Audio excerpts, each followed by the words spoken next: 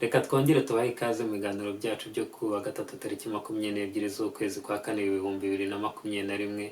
Mwebwe aho muri hose mu bice bitandukanye by'isi, muri Amerika, muri Aziya, muri Afurika, i Buraya n'ahandi hose mudukurikiye kuri studio zacu za bw'ihurizo TV.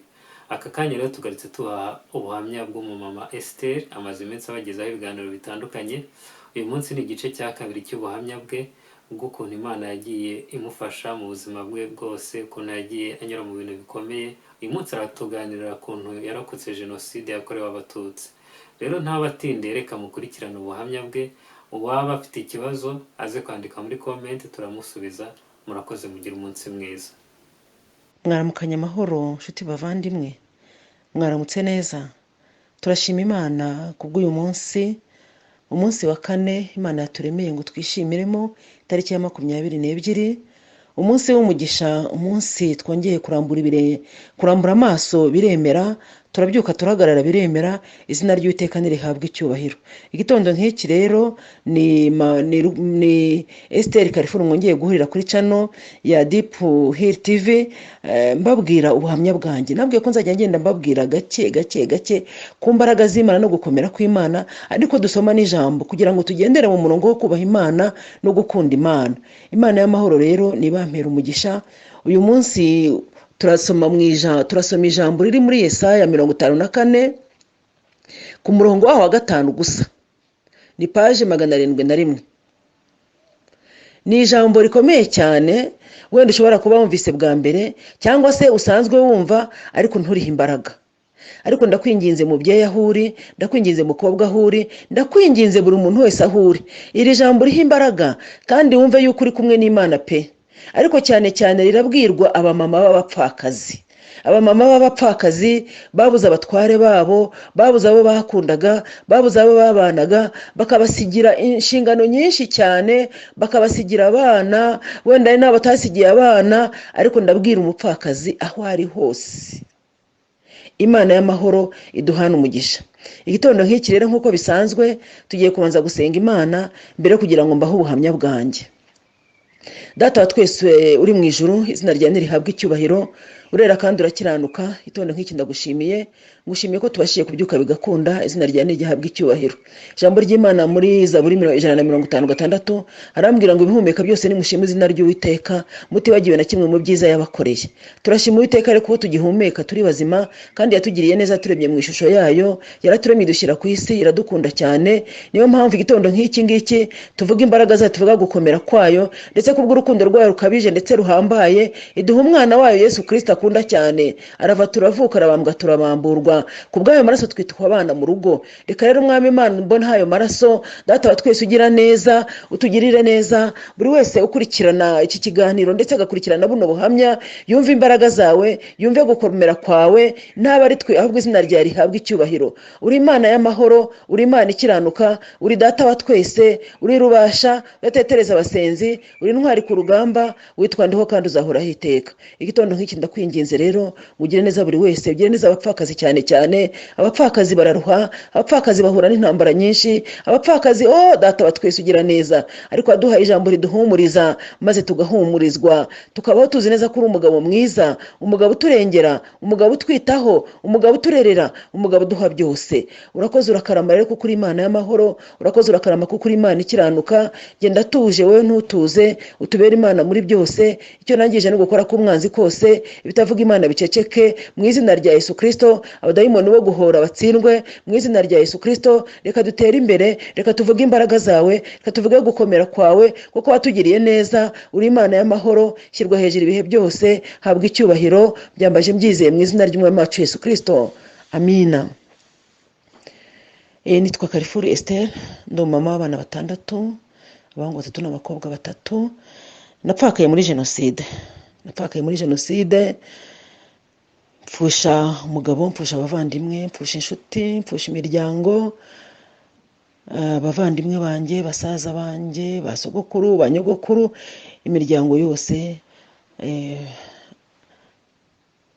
Ntabwo byoroshye kuko iyo nsubiye mu buzima bw'icyo gihe ndababara nkavunika, ariko Uwiteka byose arabizi kuko nta na kimwe kiba atakizi. Niyo mpamvu musabye gukomera kugira ngo buno buhamya mbubahe. Genocide ikirangira hari mu kwezi kwa karindwi, tugeze i Kigali. FPR niyo yatwakiriye. Imana ibahe umugisha, Imana ibahe umugisha, ibahe gukomera, ibahe kwaguka, ibahe imbaraga. Urukundo bafite barukomeze, kuko bakunze abanyarwanda, babagirira neza, batugirira neza, badukura habi, badukura mu rupfu rwari rwatwasamiye, ariko baradutabara. Imana nibahe umugisha, kandi Imana yabakoresheje ikomeze bakoreshe n'ibikomeye n'ubutware. Tukigera i Kigali twahageze tubayeho nabi cyane, ntacyo dufite, dusa nabi, tumeze nabi. Nari mfite amafaranga 5 ku gitenge n'abana 6, nari mfite imfubyi 13.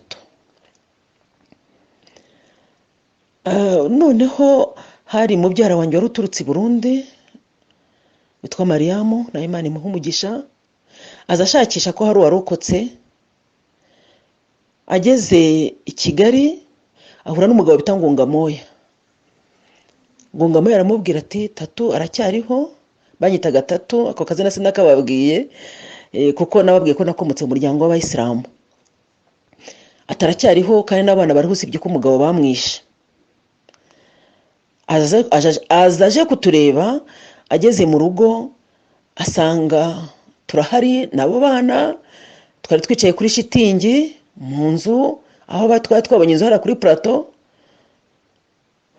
Noneho atubonye dukubise amaso ahitamo amafaranga 5,000. Arambwira ati amafaranga 5,000 genda mugurira abana fanta, ugurira abana ibyo kurya. Yumvaga nyine dukeneye ibyo kurya, dukeneye n'ibyo kunywa. Ariko je mbirebye ndebye abo bana bose mfite, nsanga ntari bugure fanta n'ibyo byo kurya.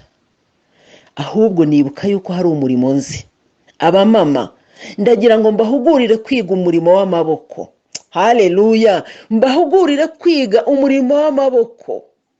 Mwige umurimo w'amaboko, mwige guteka, mwige kudoda, mwige gufuma, mwige imirimo y'amaboko itunga umuntu akaba umukire, akaba umuntu ukomeye cyane. Imirimo y'amaboko ngiye kubabwira aho yankuye inshuti zanjye, ngiye kubabwira ko yandereye abana, ngiye kubabwira ko yanshingiriye abana, ngiye kubabwira gukomera kw'Imana. Imirimo y'amaboko. Haleluya!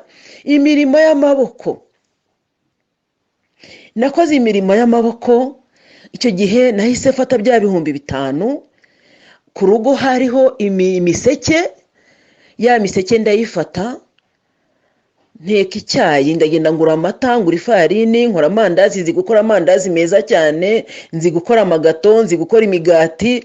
Haleluya! Ndangije nteka amandazi, nteka n'icyayi, njyana mu isoko. Ibyo mbabwira, nagiye gucuruza icyayi mu isoko. Umugabo wanjye yari umukire, yari umufoniseri, twari dufite amamodoka, twari dufite ibintu byose, ariko nari mfite amafaranga 5 ku gitenge. Ibyo byose byari byagiye, bantu b'Imana. Nta na kimwe nari mfite usibye abana bonyine nari mfite. Haleluya! Imana yacu irahambaye. Nta nubwo nari kubona aho mbishakira, kuko iyo umuntu apfakaye nta genocide cyangwa nta ntambara, ajya mu mabanki bakamuha amafaranga, abona imitungo yiri aho ngaho. Ariko je nta na kimwe nari mfite inshuti zanjye, nta na kimwe nari mfite usibye abana. Nari mfite amafaranga 5 yonyine ku gitenge, tubyumvikaneho.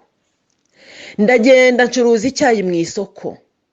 Ncuruza icyayi mu isoko, abantu barabizi, ni ubuhamya ntanga bw'ibyambayeho, kugira ngo nkomeze abamama, nkomeze abakobwa, nkomeze abantu bibaza ko bagomba gutungwa no gusabiriza, bibaza ko bagomba gutungwa nuko abantu babahaye, bibazwa no bakibaza n'ubuzima bwabo aho bugana. Mureke dukure amaboko mu mifuka, dukore, kuko iyo umuntu akoze n'Imana imuha umugisha. Kandi ijambo ry'Imana rirambwira cyane ngo mwibuke yuko, amina, ndaje ndibasomere kuko ndabatera amatsiko y'iryo jambo. Abapfakazi mubashe kumenya yuko mufite umutwaro bakomeyeho, mumenye ko mufite umutwaro bahagazeho, mumenye ko mufite umutwaro utwara isi yose. Haleluya! Amina. Nabonye gukomera kw'Imana, mbona imbaraga z'Imana. Niyo mpamvu nyikomezaho uyu munsi, nzayivuga ndinde nsaza. Igihe nsigaje cyo kubaho sinyizi, ariko nzakivuga mu imbaraga z'Imana. icyo gihe nteka icyayi turataha abana bararya, ndongera nsubiraho abandi batase kuduha icyayi waduhaye n'agatoki, ndagenda nteka agatoki ndabazanira batari kuyaba kaba karimo inyama, ndagenda ngura ihene mbashyiriramo. Ubwo ibyo 5,000 ngiye kubabwiza ukuri yuko hashize ibyumweru 3 bifite 350. Ubwo ni ubuhamya mbabwira. Bivuga ngo iyo urambuye amaboko kandi ukaba wiyizeye, ukaba ufite kwizera, ukaba ufite imbaraga z'Imana muri wowe, ukaba ufite kwizera, ugafata umwuga ugakora, ugakoresha amaboko yawe, ntutegereze gusabiriza, Imana iraza ikabana nawe kandi ikakugirira neza. Haleluya. Ubwo nta gace k'ubuhamya mbahaye, nzakomeza mbaho ubuhamya mu rugendo rw'ubuzima rwo kubaha Imana no kubahisha Imana. Ntacyo ubura. Abana banjye 6 bose barize, nta n'umwe udafite diplome. Abana banjye 6 bose nta n'umwe utitunze. Abana banjye 6 bose Imana yabahaye umugisha. Haleluya. Kubwo kubaha Imana no kubahisha Imana. N'uyu munsi jye n'umuryango wanjye mpagarare nka Yesuwa 25:15 ngo jye n'umuryango wanjye tuzakorera Uwiteka, twubaha Imana, twubahisha Imana, kandi niyo password y'umuryango wanjye, ngo tuba abahanga b'icyiza, tuba abaswa b'ikibi. Reka dusome ijambo muri Yesaya ibice 54 ku murongo waho wa 5. Kuko umuremyi wawe ari we mugabo wawe, Uwiteka Nyiringabo niryo zina rye, Uwera wa Isiraheli niwe mucunguzi wawe, azitwa Imana y'isi yose. Wabyumvise wa mupfakazi we? Wabyumvise ko ufite umugabo ukomeye? Wabyumvise? Ongera kanongere ndisubiremo. Haleluya.